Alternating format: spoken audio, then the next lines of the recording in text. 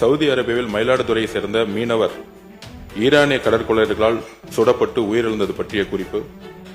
மயிலாடுதுறை மாவட்டம் சீர்காழி வட்டம் தொடுவாய் கிராமத்தை சேர்ந்த மாவீரன் வயது 45, சங்கர் வயது 40, பால்ராஜ் வயது 38 மற்றும் கடலூர் மாவட்டத்தை சேர்ந்த மணிகண்டன் வயது 30 ஆகியோர் கடந்த மே மற்றும் ஜூலை மாதங்களில் மீன் பிடித்தொழில் நியமித்ததாக சவுதி அரேபியாவுக்கு சென்றுள்ளதாக தெரிகிறது. இவர்கள் கடந்த 10/8/2026 அன்று கடலில் மீன் பிடித்துக் கொண்டிருந்த போது அவர்களது படகில் ஈரானிய கடற்கொள்ளையர்கள் கொள்ளையடிக்க முயன்றதாக தெரிகிறது.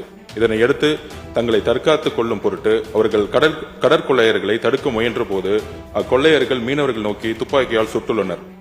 இதில் காயமுற்ற மாவீரன் சம்பவ இடத்திலே உயிரிழந்தார். காயமுற்ற சங்கர் சவுதி அரேபிய ராணுவ மருத்துவமனையில் ஆபத்தான முறையில் சிகிச்சை பெற்று வருவதாக தெரிகிறது. சிறு காயமுற்ற மணிகண்டன் மற்றும் பால்ராஜ் ஆகியோர் மருத்துவமனையில் சிகிச்சை பெற்று தாங்கள் தங்கியுள்ள இடத்திற்கு திரும்பிவிட்டதாக தெரிகிறது. இச்சம்பவம் தொடர்பாக புலன் விசாரணை நடைபெற்று வருவதால் மாவீரனின் உடலை இந்தியா அனுப்புவதற்கு காலதாமதம் ஏற்பட்டு வருவதாக கூறப்படுகிறது. உயிரிழந்த மாவீரனுக்கு நீலவேணி என்ற மனைவியும் தனுஷா வயது 17 மற்றும் தஷ்வந்த் வயது 5 என்ற 2 குழந்தைகள் உள்ளனர். இது குறித்து தகவல் கிடைக்கப்பட்ட 12/8/2026 முதலே மாவீரனின் உடலை விரைவில் தமிழகம் கொண்டு வரவும் காயமடைந்தவர்களை அழைத்து வரவும் தேவையான அனைத்து நடவடிக்கைகளும் மயிலாடுதுறை மாவட்ட ஆட்சியர் மேற்கொண்டு வருகிறார். மேலும் தமிழக அரசின் மீன்வளத்துறை செயலாளர் ஒன்றிய வெளியுறவுத்துறை மூலம் தூதரக நடவடிக்கைகளை மேற்கொண்டு வருகிறார். இதுதான் எங்களுடைய தமிழக அரசினுடைய பதிவு.